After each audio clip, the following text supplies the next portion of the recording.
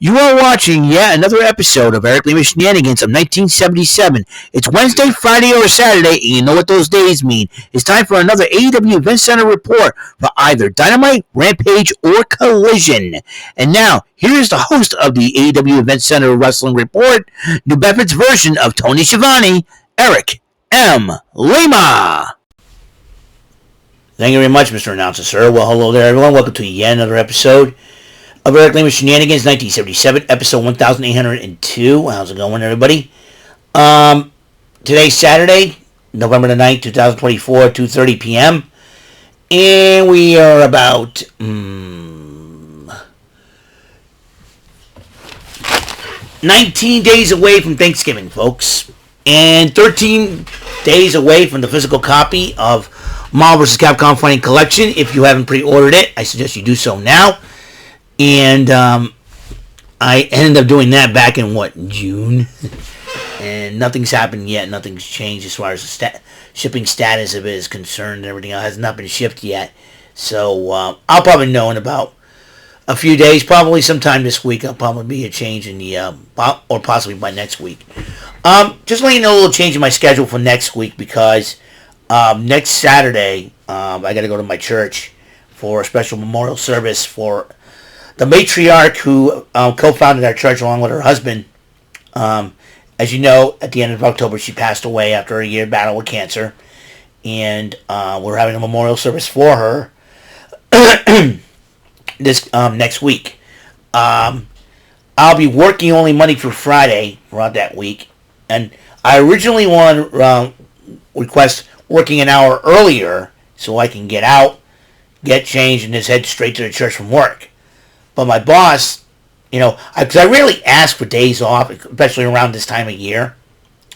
And that's a rarity for me because I already take my vacations back March and April. I figured don't need to take any more vacation days. And,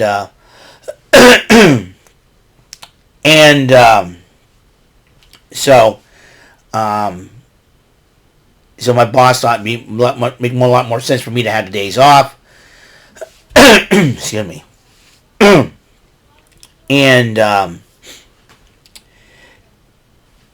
so I made a deal and said I'll take the day off, but I will work and usually it's 4 hours. That's almost like a day's pay. But here's the deal: I decided to make the 4 hours and divide them up into an hour each day. Each of the 4 out of 5 days. I was going to go Monday through Thursday, work an extra hour to cover up for those 4 hours. But my boss thought it made more sense the 12th through the 15th, Tuesday through Friday, to work that extra hour. The 11th is a holiday. So I said, okay.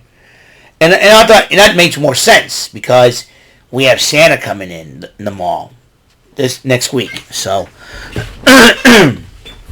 so that's a huge deal. So, yeah. Excuse me, man. Allergies to cold.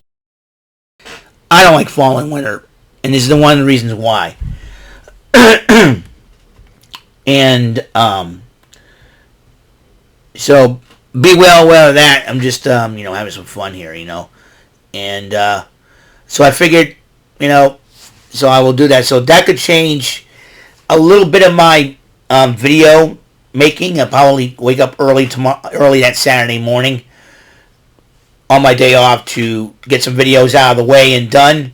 That way I can catch up on my videos, and then we got the service. Everybody's supposed to be there by 9 because we have a lot of dignitaries coming in from out of town. So it's a big deal. It's because probably one of the biggest memorial services we ever had in our church history, and I wanted to be there to honor her, and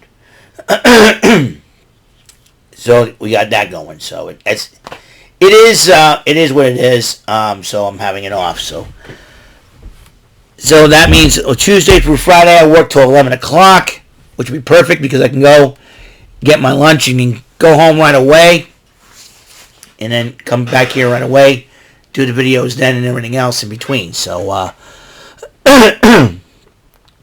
so you got that.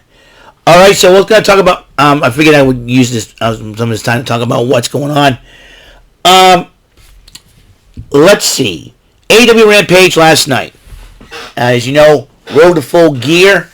2 weeks from today will be Full Gear.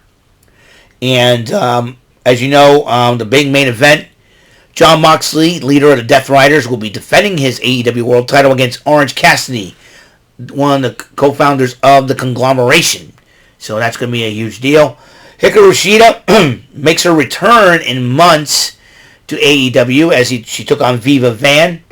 A heck of a match between these two ladies, and Shida ended up winning the matchup. Maybe she wants to get back into title contention. Right now, Mariah May is the AEW Women's World Champ. And you got the impending return of Timeless Toni Storm. Mina Shirakawa is supposed to make her return to AEW this coming Wednesday. And so, you have Jamie Hayter waiting on the hunt. And but then you got, I think once Mercedes Moné loses the TBS title, she may be in the hunt for a world title shot. We shall see what happens. Renee Paquette interviewed the lovely, the gorgeous, and eccentric, and a little bit of a crazy Harley Cameron. And Harley Cameron recapped of what was happening to her this year. And he said, "What's next for Harley Cameron? Oh, we're out of time. Feel the wrath of Harley Cameron. Harley Cameron going after her championship? We don't know. She's got to master her wrestling skills. She's got everything else down pat. It's the wrestling skills she needs to master in order for her to be a champion." Three-way tag match. Dark Order's Alex Reynolds and my favorite member, John Silver, a.k.a. Johnny Hungy. The Infantry, Carly Bravo and Sean Dean, accompanied by Trish Adora, Shane Taylor, and Lee Moriarty. And the Undisputed Kingdom, Mike Bennett and Matt Taven, who I had a honor of having a picture taken with a couple months ago, and Teddy Goods' last wrestling event. And heck of a matchup, but the Undisputed Kingdom did win the matchup, and Lance Archer and Brian Cage, now of the Don Callis family, attacked them after the matchup. And then Lexi Nair interviewed Roderick Strong, and Jake Roberts confronts Strong about the Beast Mortals being part of LFI. So you better back up, my man. And so, but there will be a matchup, Roderick Strong versus Beast Mortals, tonight on Collision. So be on well with that. Deonna Purrazzo, Taya Valkyrie of the Vendetta addressing the women's division in AEW. Either they're going to do some recruiting or some beating up. I think they're going to do a little bit of both, if need be. So,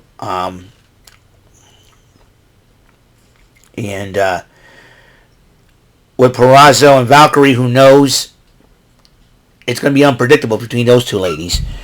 Top Flight took on JD Drake and Beef by a heavy-set team. But Top Flight with his speed and skill, and you get the lovely Layla Gray in their corner, ended up winning the matchup. And then Private Party was watching the match back. As you know, they're going to defend their titles. Tag team newly won the newly minted tag team Kingpins. Private Party will defend those titles against three other teams in a fatal four-way matchup at AEW Full Gear. And Leo Rush versus Commander, another rematch. And Leo Rush ended up winning a very fast-paced matchup. It was a great matchup. Leo Rush is one of the fastest wrestlers I've seen, coming down the wrestling pike. And believe me when I say this, Leo Rush is no joke in that ring, man. Because he's had the ability to change directions, and a very, very speedy dude. It's like you try to catch up with him, you're gonna be equally as fast as he is in order to defeat him, or to slow him down. Go your pace, because if you let him loose, man, it's like he's all over the place, and you try to catch up with him. It's like Flubber, That's the main thing. That's the main thing right now. It's just Flubber, man. Flubber. Well, that's all the time we have on episode 1802 of Earth Lima Shenanigans 1977. Up next is the Card Sharks Money Cards, and I gotta tell you, it's going to be very interesting, to say the least. November, great month, on the official start to the holiday season. Thanksgiving is, like I said, 19 days away. 13 days until the Marvel vs. Capcom Fighting Collection physical copy is going to come out. I know next year Xbox will finally have it. So all you Xbox owners out there, rejoice in that. And we shall see what happens down the road, down the pike and everything else. So next week's going to be a little different, but I assure you, I'll still do the videos, despite next week's schedule being a little different.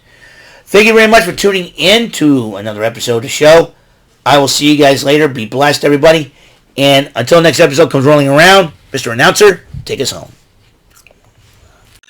That is all for today's episode. This is your announcer speaking for Eric Lima Shenanigans of 1977.